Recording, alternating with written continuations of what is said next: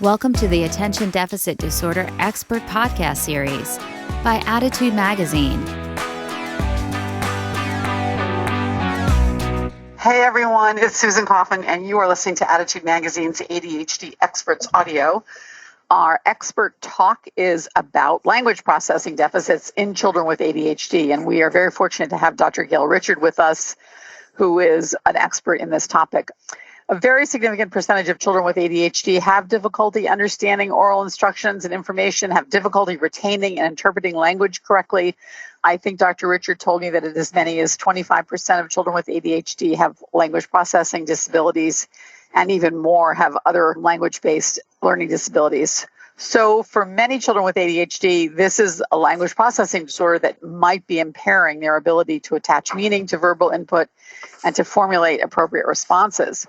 Today, Dr. Richard will explain to us the common language processing challenges and provide suggestions for developing stronger skills and facilitating processing at home and at school. She'll talk to us about such topics as how to differentiate language processing deficits from auditory processing challenges and from ADHD symptoms. They're oftentimes diagnostically confused. I know from my own experience, some of the common signs of language processing deficits in children, how they affect children's social skills, a real challenge for children with ADHD, how you can go about getting a thorough and an accurate diagnosis, and she'll give us some tips and strategies for addressing language processing challenges at home.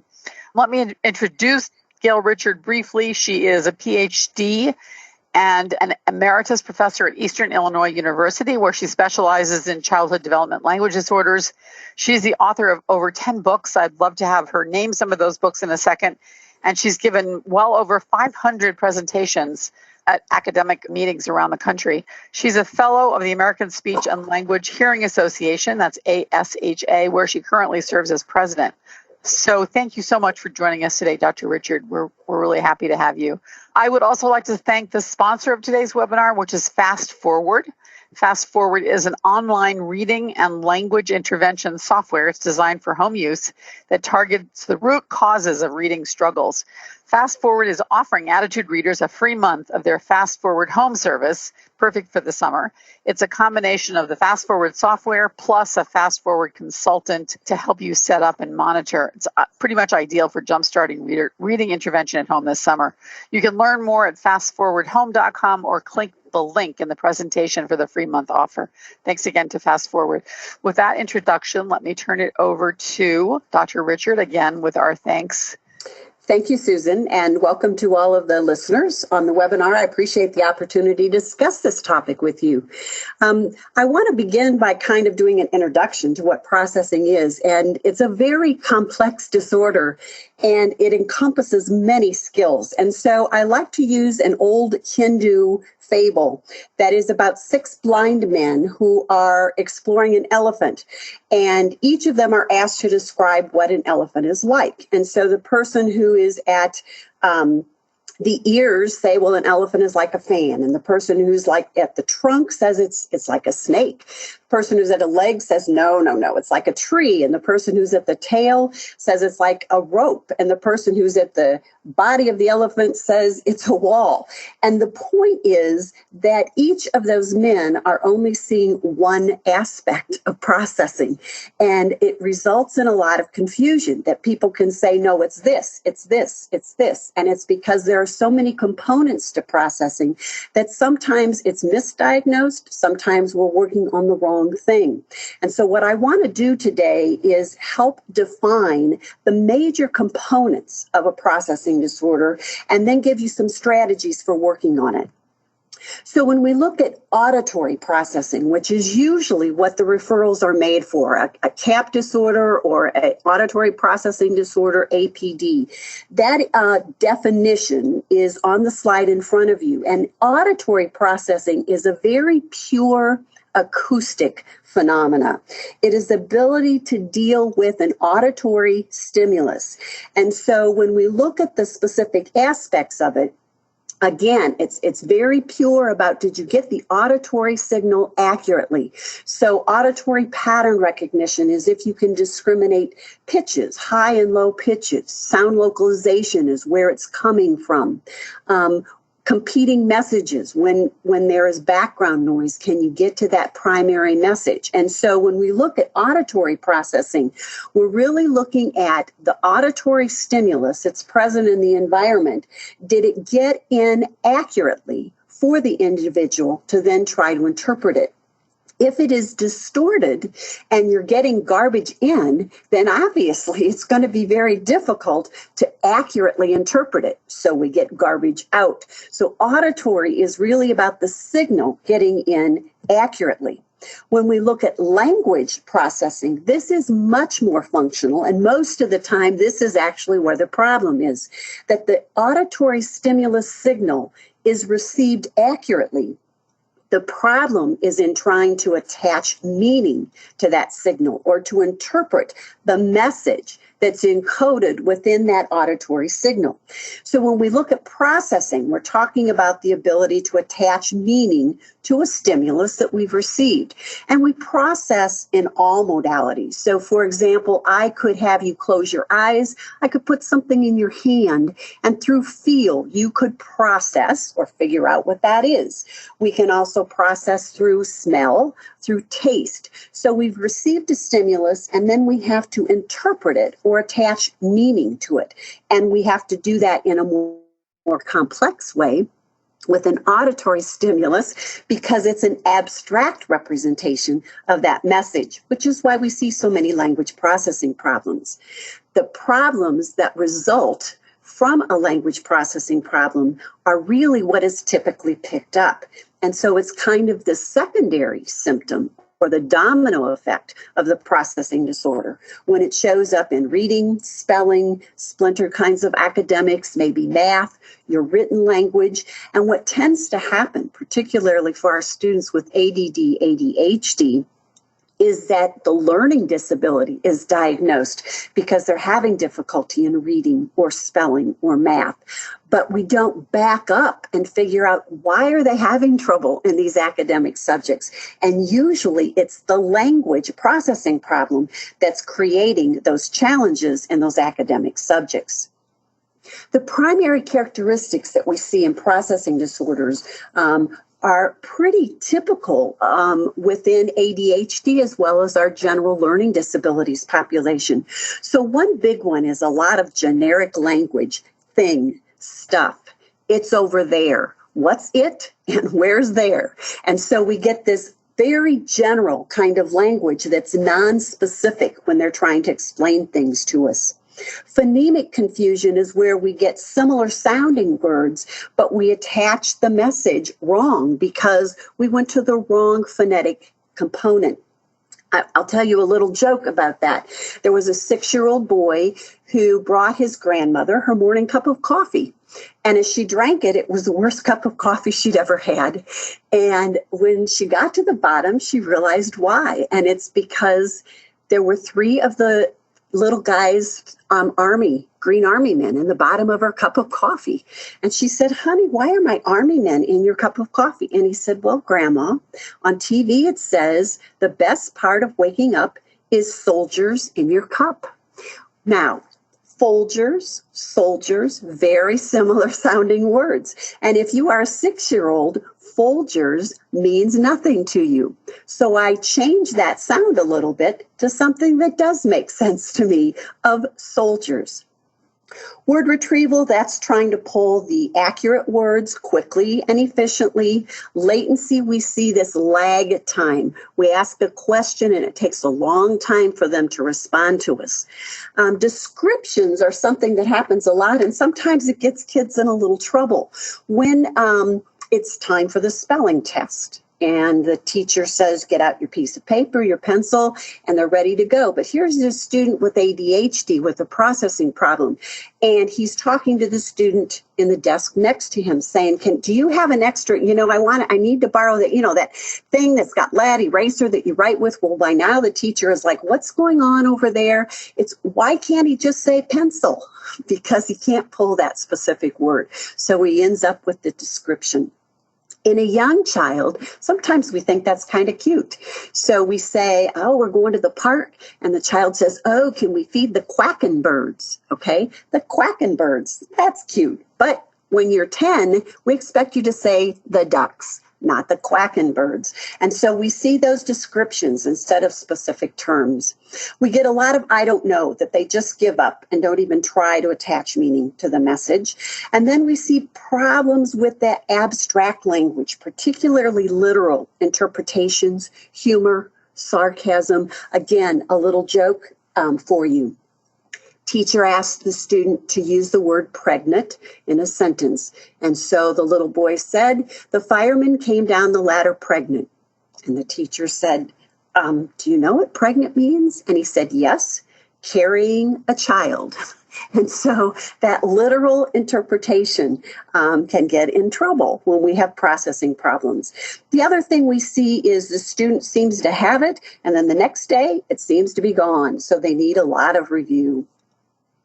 So when I talk about processing, what I like to do is think about it as a continuum. So we start in a very pure auditory modality of this sound is out here in the world. I've got to take it into the ear and transfer it through the brainstem to the upper cortex. I have to discriminate some of the components of that auditory signal, and that's where we get into some phonic, phonemic kinds of processing skills. And then I've got to interpret the message and apply meaning to what I received, and that's language processing. The problem that we get into sometimes is the complexity of so many skills, so many different areas of the brain that are involved. But generally, when we look at this area, the auditory through the phonic phonemic can be the domain in terms of evaluation of an audiologist. But then that phonic phonemic into the linguistic or the language is kind of the domain of the speech language pathologist. And the problem we get into is that overlap area in the middle, where that phonemic processing can be auditory diagnosed or could be language diagnosed. So if you went to an audiologist, they may say the child has an auditory processing problem, but the difficulty is actually in that phonemic area. It's not in receiving the signal. And so we have to be real careful and sort out within the evaluation where the deficit is and where we're having problems. So what I'm going to do is just very quickly walk through the continuum so that you understand the different aspects of processing, and then we'll look at some specific strategies in each aspect. So the first is the acoustic processing. And this is where we look at the sound being present in the environment. You need to take it in and transfer it to the brain. And we get into some very specific, what we call central auditory nervous system skills.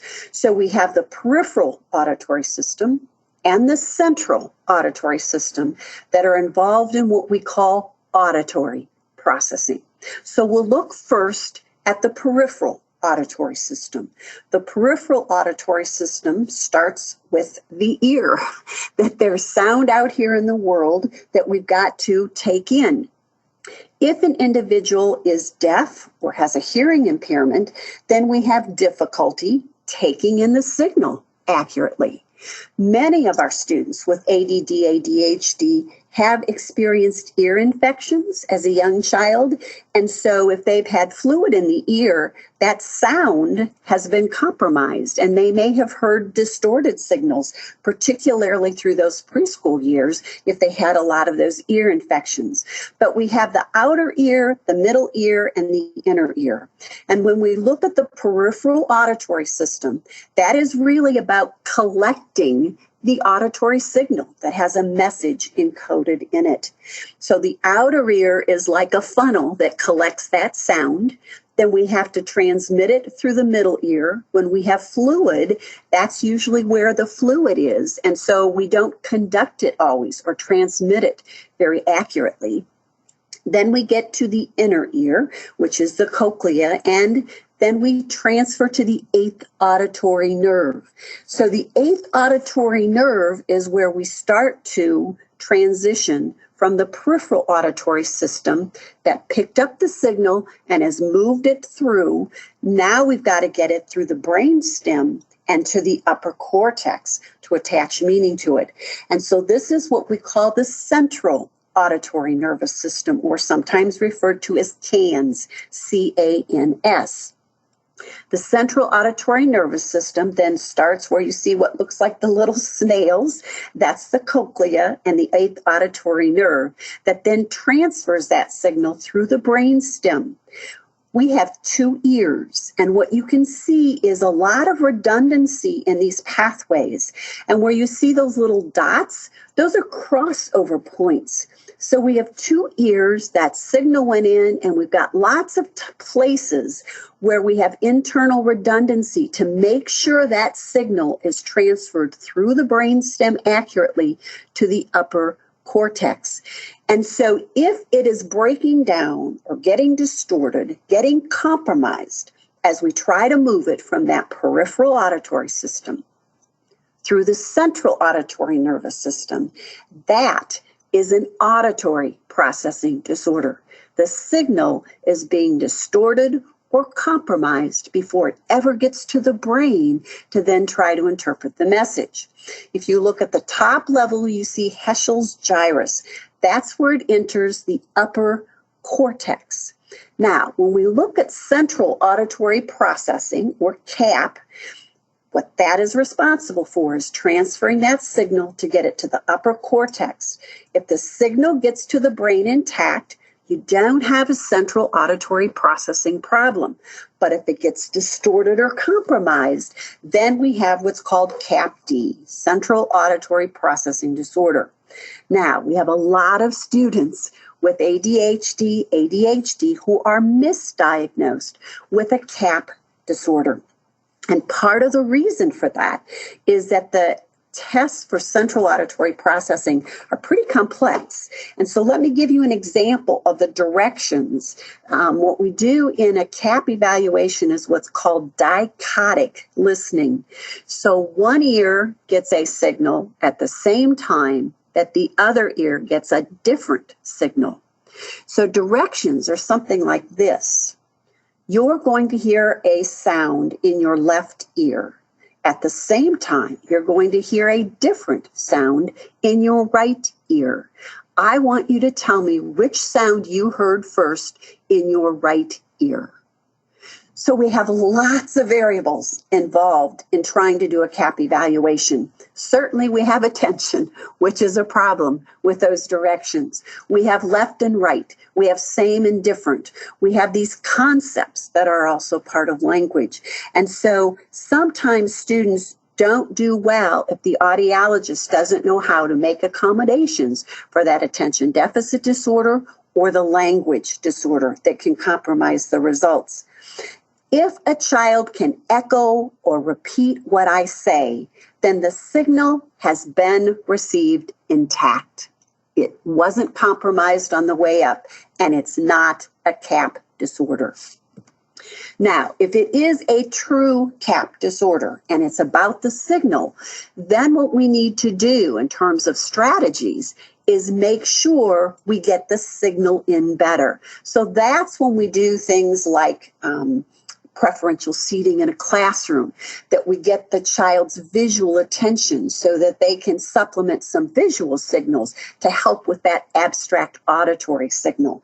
We try to get rid of the background noise. We can use some of the classroom amplification devices. It's all about getting the signal in accurately if it really is an auditory processing problem. Many times students are diagnosed with CAP, and so we work on amplification, we work on preferential seating, and that's not the problem. The problem is dealing with interpretation of the signal, and we're working on the wrong thing. If we move to the next area of the continuum, that's the phonemic or phonic area of processing. And this is really the pre-literacy foundation. This is sound symbol correspondence that plays into all of our spelling, reading, written language.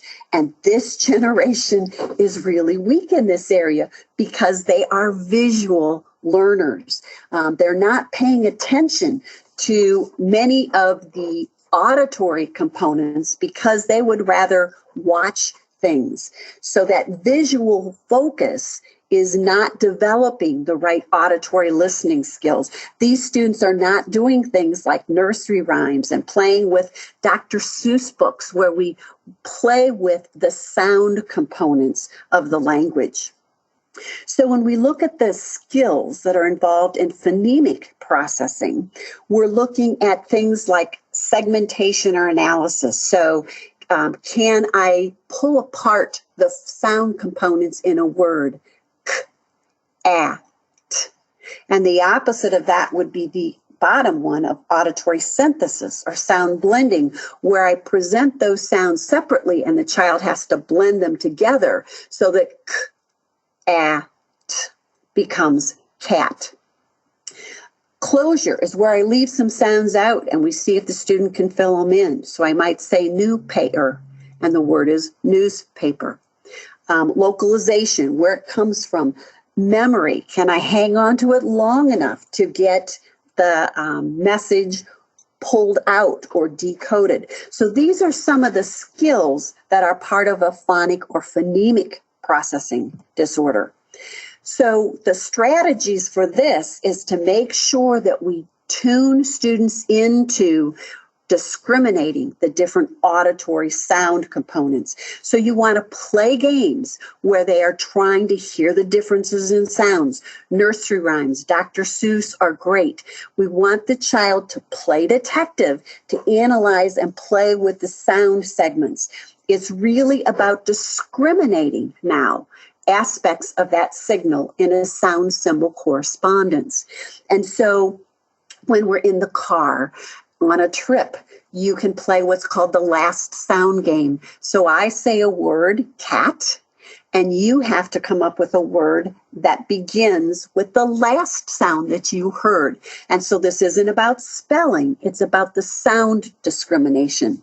I also remember as a child, we would play moving through the alphabet as watching billboards. And so someone had to find something visually that started with A and then B and then C. So instead of plugging into the Game Boy and electronic devices, we need to be playing sound language games in the car. What a great way to work on these skills in a fun, stimulating way that's non-academic.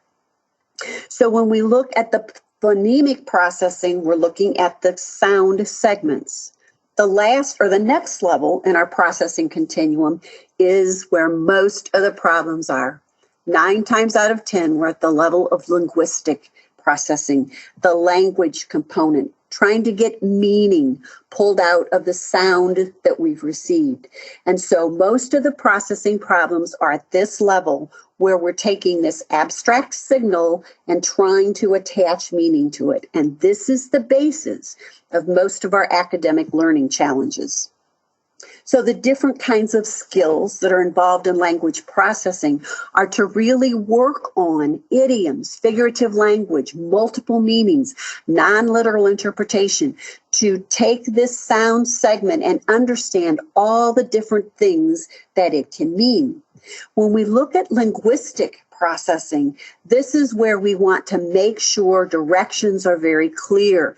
One good strategy when you're giving directions to students with processing problems is to have them repeat it back to you. Make them explain what it is I'm supposed to do. Make sure they understand and receive that message. Play games that will compare and contrast. Go on walks where we're finding some of these language components. But this is really about the linguistic clarity, the meaning and attachment of it to what I've received auditorily. The last level is a relatively new area, and this is executive functions. And executive functions is when we move into the prefrontal frontal lobes. And this is a huge issue for our students with ADD, ADHD. This is where we plan, organize, manage our responses.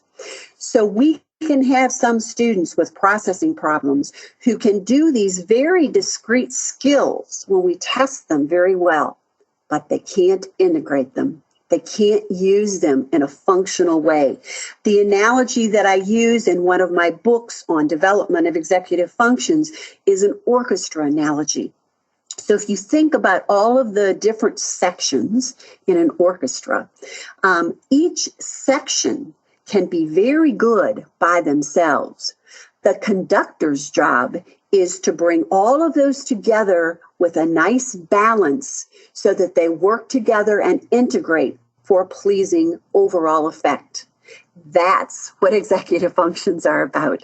That I have all of these isolated skills, but now I've got to be able to integrate them and manage to get to a good, coordinated kind of response. So when we look at the aspects of executive function, this is a huge area for our students with ADD, ADHD. The flexibility, initiation, planning, organizing, memory, problem solving. This is often what happens to be overlooked in our treatment paradigm.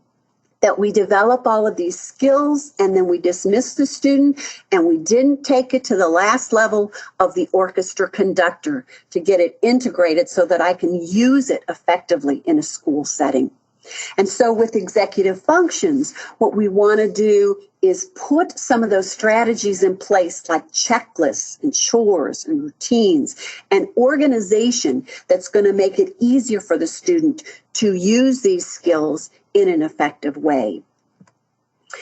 So then just some general teacher strategies and then some student strategies before we open up to some questions. So as a teacher, what we want to do, I'm not going to go through all of these, but I'll highlight a few. Anytime we can teach in a multimodality approach, that is always more effective.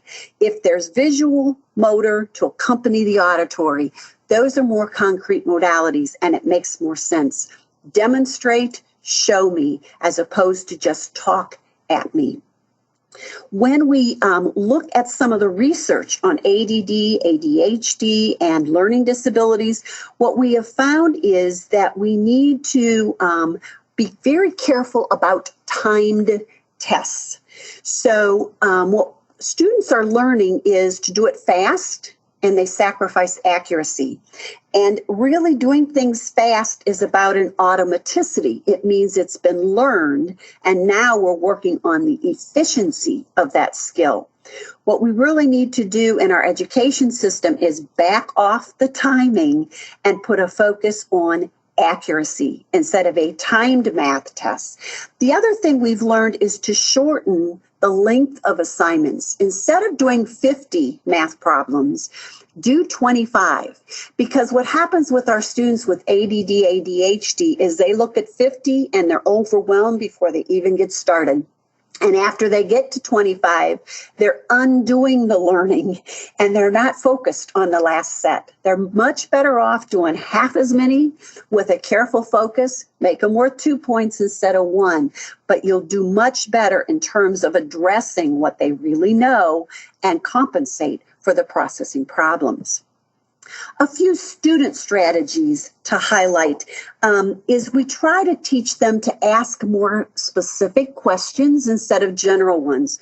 So if the teacher's just given a long direction like, all right, class, I want you all to put away your reading and get out your math book, turn to page 25 and do problems 1 through 15. And the student goes, what? Teacher's not going to respond to that very well. But if the child would say, okay, I know we're supposed to put away reading and get out math, but what page are we supposed to turn to and what number of problems?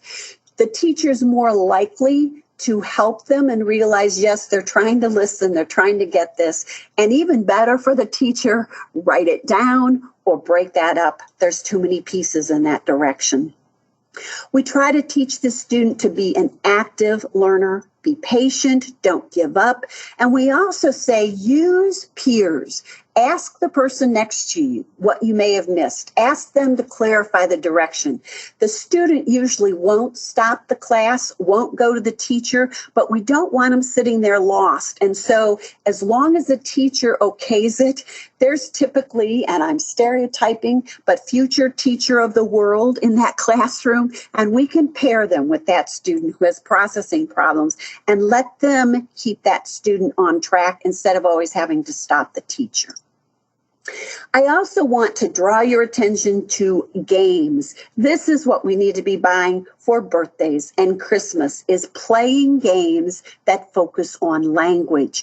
And so even to work memory with Simon, where we've got the visual that goes with it, but playing things like categories, playing things like Upwards, Twister, things that use language in a fun way. Mad Gab is one for older students. But we need to be playing language-based games. When we look at the goal of treatment for a language processing disorder, our 9 times out of 10, again, it's in that area of either the phonic, phonemic, or the linguistic language area of processing. We do need to make sure we've looked at making sure the signal's getting in, but that's pretty easy. You know, I can speak to you in a foreign language, and if you heard me and you repeat it accurately, it's not cap. It got in, you heard it, but you can't respond because you don't know that foreign language. That's what it's like to have a language processing problem. I heard you, I can maybe even repeat it, but I can't interpret and pull the message out of that. So there are programs out there, aerobics, fast forward, hooked on phonics. There's another one called Hear Builder, HEAR. But what we want to do is make sure that we take the time to sort out where in the continuum the problem is. You can spend a lot of time and money working on the wrong area. You need to know if it's auditory acoustic, phonic phonemic, or language linguistic based. And often the speech language pathologist is your best resource to get a good evaluation to sort out where we are on that continuum. So just to conclude, many of the problems that we see in our students with ADHD come in because of a language processing component. And what we want to do is not focus on the learning disability of the specific subject area in deficit and tutor them in that. We need to go back to the source of the problem, which is usually language. And so I do just want to mention, I have a new book. Well, it's actually a second edition that's just been updated. It's called The Source for ADD, ADHD. It is available from Dynamic Resources. And I also have a couple other books that pertain to this area. They are available from ProEd. It is The Source for Language Processing Disorders. And a second one is The Source for Development of Executive Functions. So there's actually books in each of the areas that we've talked about along that continuum. So thank you very much. I hope that this was helpful, and we'll go to some questions. Thank you. Super helpful. I want to ask the listeners, please post so that I can see your specific issue with language processing, your child's, yourself. What exactly, how is what brings you to this webinar, and what would really help you going forward? We already have some great questions. Let me just ask you, Dr. Richard, again, to repeat how to buy your books. I posted The Source for ADD, ADHD, and The Source for Language Processing Disorders. Where did you say they were available from? The Source for ADD, ADHD is available from a company called Dynamic Resources. Okay. And it is actually, the first edition is no longer available. The second edition is in press now. So if you just give it a month, it should be out.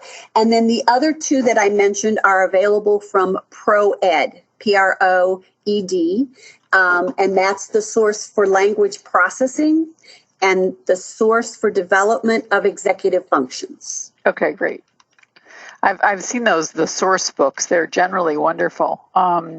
They're really written to be very practical for teachers, for parents. And then I also with ProEd, I have 2 assessment tools for some of the professionals who might be listening. So there is the language processing test that actually assesses this continuum.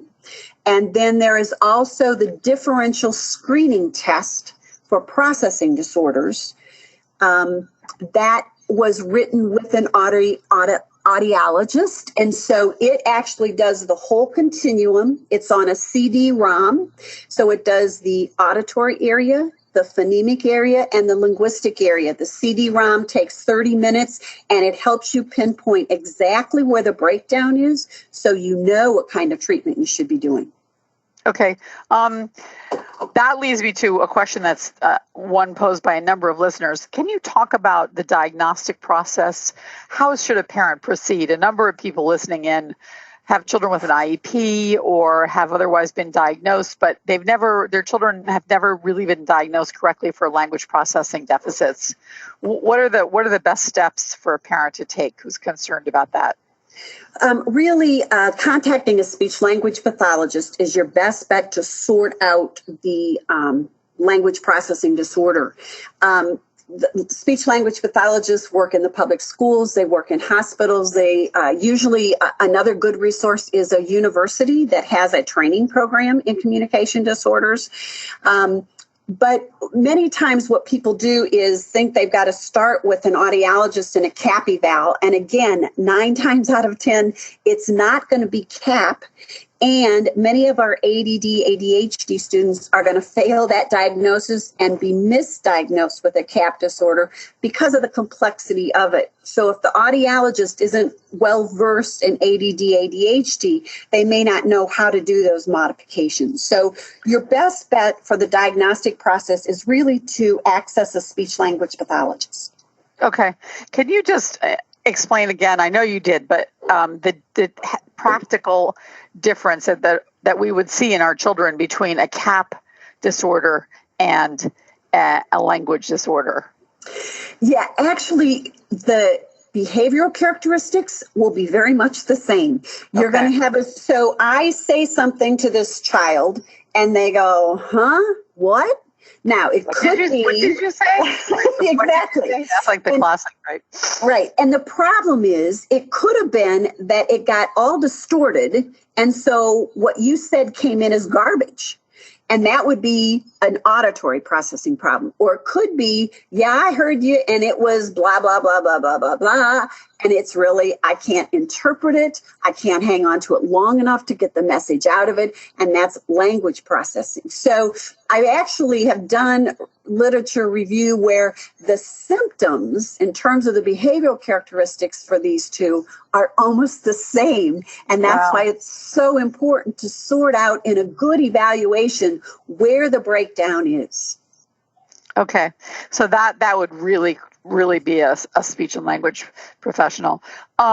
Is this normally part of the IEP process? So many people are posting that their children have had IEPs, but they were not tested for language disabilities. No, unfortunately, what happens in most of the learning disability diagnosis is that they focus on the academic deficits. They don't focus on why they're there. And so one of the things, about 95%, if you consider the executive functions also, about 95% of learning disabilities are based in language. Only about 5 to 6% are like those pure visual reversal kinds of things, et cetera. And so whenever there's a learning disability that's diagnosed, I really encourage parents, whether the school offers it or not, to say, could I have an evaluation by the speech-language pathologist? Okay. So, yeah, there are numerous people posting here whose children have been diagnosed with dyscalculia, dysgraphia, dyslexia, whatever, but Susan, I'm really glad you said that, because all of those are symptoms. So dyscalculia is I can't calculate, I can't read, I can't do this. And what they're doing is picking up little pieces of it, but they're not backing up to why is it there? Why can't I do this? Right. Okay, that makes so much sense. So kids are being diagnosed with subject-based problems that have as their origin a language-based disability that needs to be treated as such, right? Exactly. Okay, that's very interesting. So what people are posing is that their school districts oftentimes don't have a speech and language professional, or they're overworked. I guess that their only alternative at that point is to do a private evaluation. Yes, and that's why I mentioned the university programs, because anytime there's a training program for speech language pathology or what's called communication sciences and disorders, they will have a university clinic. And often you can get a good evaluation there that's reasonably priced because it's part of the training institution. Okay. Yeah, that would seem to be so often the problem with attitude readers. You know, they just have such a hard time finding their resources at any affordable level. Okay. The other thing, and I'm sorry, I didn't mean to interrupt, but the DIS step, that differential screening test of processing that I mentioned, that's available from ProEd. It's written by myself and Janan Ferry, Ferre. She's the audiologist. That's a CD-ROM. And so sometimes other professionals can pop that in and administer it and at least sort out where the breakdown seems to be occurring. But it's a screener. So it's not, it's just to say, you know, the auditory looks like they're doing okay. The phonetic looks like it's okay. It seems to be at linguistic. But that will help when you make that referral to say, you know, I think it's really the area of language. Can you repeat the name of that? I'm just posting it to the audience. Yes, it's the differential screening test of processing. And it's also available from ProEd. That sounds like a great tool. So an interesting couple of questions about how language processing disorders change or don't change over time. Developmentally, what happens to a child with language processing disorders, you know, early years of elementary school, high school, and even as adults? That's a great question. Within young children who have a CAP disorder, an auditory processing disorder, quite often that is maturational and it will respond to treatment. If you do a CAP evaluation on a 4-year-old, every 4-year-old has auditory processing disorder because the system is still myelinating. It's still connecting. And that's one of the reasons most audiologists won't do a CAP eval for a child who's younger than 6. That if you go, and when I get a child who's diagnosed with CAP at age 4, I'm like, well, yes, every child has that at age 4.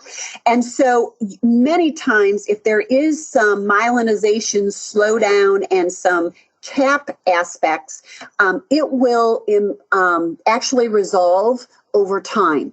And so if we get that CAP evaluation later on, that's when we really need to focus that treatment on getting that signal in there. Most of the time, in terms of processing disorders, the treatment can resolve a lot of the problems as well as teach the individual how to compensate for it. So some of it will actually improve and diminish. Some aspects of it may be there through a lifetime, but at least I know how to deal with it. So for example, I may always be a slow processor. I may always have that latency. I have a niece who's brilliant. She's a teacher, but she is the slowest reader, and she knows it. And she knows that she has to take a long time to assimilate things as she reads it. And so she just knows that and can accommodate that. And so some components may always be there, but as long as you know how to compensate for them, they don't have to be a deficit. Okay. All right. That's interesting. Christina wants to know, if this is an interesting question, what are some reasonable goals the school can implement in an IEP with respect to speech and language? She points out, confirming what you said, that the IEPs tend to focus so much on academic problems and not this language source. What kind of goals would you like to see in an IEP for a child with speech and language disabilities? There's 2 types of goals that I always want to see. And one type is what I would call compensatory goals or accommodation goals. And the other would be specific skill goals. So some of the accommodation goals that we might see would be the use of visuals, the use of cues, but also it might be for the student that we see a decrease in the latency time, or that we see that they're not using as much generic kinds of language, that they're getting to specific information. That may mean that the teacher has to cue them or prompt them or give them the first letter. One of the things that I use when I do workshops is to think about testing for states and their capitals, for example. Mm-hmm. So, if it's just pull it out of the air, a lot of our students with processing problems because of retrieval are not going to do well on that. But if we give them the first letter, if we start them, and so for Arizona for New Mexico, for California, for Illinois, we've got that S down. And if the student writes in the right capital, they knew it. But if they couldn't pull it from nothing, it doesn't help. And so when a teacher says, well, giving them the first letter is giving them the answer, I say, really? Well, do you know how many cities there are in Illinois or California that start with S? And if they got it, they knew it. And so many times what I look for teachers to do is that cue or that prompt that's going to help the student pull the language on their own instead of it needing to be provided for them. Okay. The specific skill kinds of goals would be to actually work on those areas that I listed. So there could be some phonemic goals in terms of auditory discrimination, auditory segmentation, auditory analysis. In language, it could be things like idioms, non-literal meanings, multiple meanings. So those would be some of the specific skill kinds of goals. Okay. So there are a set of accepted language disability goals that can be added to an IEP. It sounds that's something parents should look for. Yes, absolutely. Some interesting questions from people with parents of children who are teenagers or headed into college, where I suppose language is even more of an impediment, language processing. Can you recommend any tips or resources for students at the college level who have language processing disorders? Yeah, one of the nice things about some of the technology in college now is that often they use some kind of a Blackboard system where there's PowerPoints and notes and outlines and things available to the student. But usually the deficits by college level are going to be in the executive functions. And what we find is that because those things are available, the student thinks they don't have to take notes. The student sometimes doesn't even read a textbook. And so what we find is we have to really work on them to say, these are the teacher's notes. You need to put these in your own words and make sure this makes sense to you.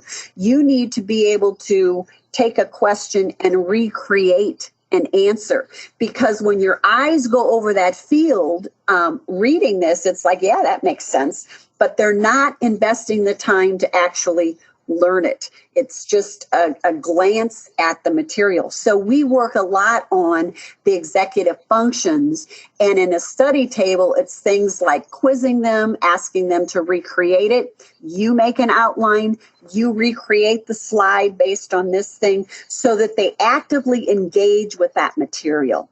It used to be tape record and you get all of this background noise and it's horrible to listen to those things. So it's really just a matter of making the student engage with that material in a very active way instead of a passive way. Yeah, very hard to do, right, when you have a language disorder. Are there any, what about the tools such as Live Scribe or other tools that help take notes? There's a number of them out there, and many of the learning disabled students will use those. Again, the graphic organizers are great. And so I'm not familiar with a lot of the specific programs, but yeah, those are all good strategies. Great. A question about the relationship between dyslexia and language-based disorders and ADHD. Is dyslexia a subtype? How does it relate to language processing disorder? Dyslexia is interesting because, again, there can be different reasons for the dyslexia. Sometimes it is a visual distortion kind of problem that is creating the difficulty in interpretation. So if we do a comparison to language processing, if I have garbage in acoustically, it's being distorted, compromised, I'm going to get garbage out. Same is true in dyslexia. If my visual is distorted, I'm getting garbage in, I'm going to get garbage out. If we move up the continuum in terms of language processing, I got the signal in, but I can't attach meaning to it. That's where most of dyslexia is, that my eyes have gone across this and I just can't attach the meaning or decode or comprehend what's going with it. So we can also have that breakdown at the phonic phonemic level, where the sound symbol sequencing, I can't blend these sounds together to get to a word that has meaning for me. So within dyslexia, the same kind of issue occurs. We treat the reading problem as a whole, but we don't back up and say, so is this a visual distortion? Is it a phonic phonemic discrimination problem? Is it a linguistic interpretation problem? Got it. Oh, that's really interesting, because I always thought of dyslexia as being a standalone item, but you're saying it's like it's a symptom of an underlying language processing disorder. Very interesting. Exactly. And that's why the continuum makes so much sense to me, to think about at least the major skill areas that are mediated in the brain, to pinpoint our treatment a little more specifically than just kind of throwing the kitchen sink at it. Right, absolutely. Interesting question about how do language processing disorders affect social skills? It really does impact social skills, especially in younger students, because we're working with normal intellect. We're working with awareness. And I have seen students with language processing problems diagnosed as having autism spectrum disorders, selective mutism problems, and social pragmatic language disorders. And when I really get in there and evaluate them, what I find is that it's like they're in a foreign country, that when people are talking to you and you cannot quickly interpret what they're asking you, you're going to look away, you're going to ignore them, you're going to pretend you didn't hear them, or you're going to isolate yourself because you don't want to look stupid.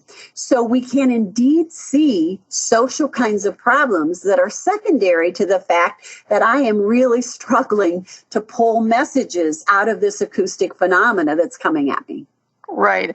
And, so much of, I remember this from one of my daughters, middle school is all about girl chat, the girls chatting. And that was just really difficult for my daughter with language processing disorders. She couldn't take part in those girl chats. I don't know how to describe it, but you know what I mean. Right? And you think about colloquial language and you think about text speak now, and it's so abstract and it's so much based in reading between the lines. And a child who has language processing problems is working very hard on the actual words. It's very difficult for them to pay attention to the nuance of the vocal inflection, the facial expression, the body posture that changes the meaning completely from what the words are. Right. Wow.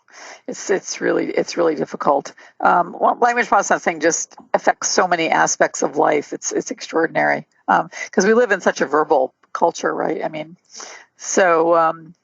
And that's an interesting piece, is that many times we get kids who are kind of what I call street smart.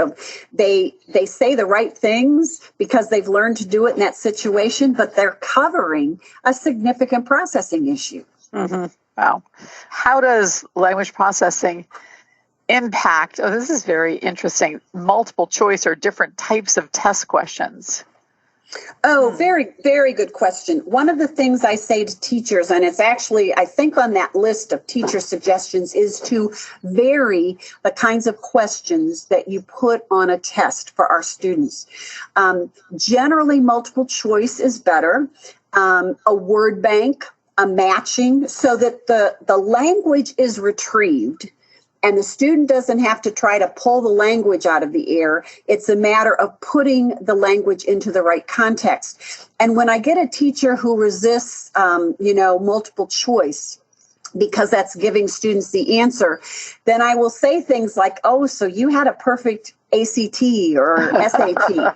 Right. Because the answer was there. If it's multiple choice, if I don't know, that isn't going to help me. I have to know before that's going to help me. But if we, like my states and capitals, if we can do the first letter, if we can do a word bank, for spelling, if I can circle or sequence or something as opposed to pulling it from nothing, we're still getting at the learning, but we're not making them retrieve all of that language from thin air. Yep. Makes sense. So overall, then, is for children with severe language processing disabilities, should they be seeing a speech and language therapist weekly? Yeah, they really should. And sometimes there can be really good speech language therapy that's done in conjunction with a classroom teacher, because that's the functional application. So there might be some individual work where we work on these skills. But again, when you move it into that executive function area, we really need to collaborate with teachers to make sure that that ability to plan, manage, organize, respond appropriately is happening in an integrated, functional way. Okay. Listen, this has just been so interesting and so informative, Dr. Rich. I can't thank you enough. Thank you to Fast Forward for their sponsorship. We are very grateful, and you should all take advantage of checking out their free month of the Fast Forward Home program. So thanks again for all that you do and all your information today. Bye, everyone. For more Attitude podcasts and information on living well with attention deficit, visit attitudemag.com. That's ADDITUDEMAG.com.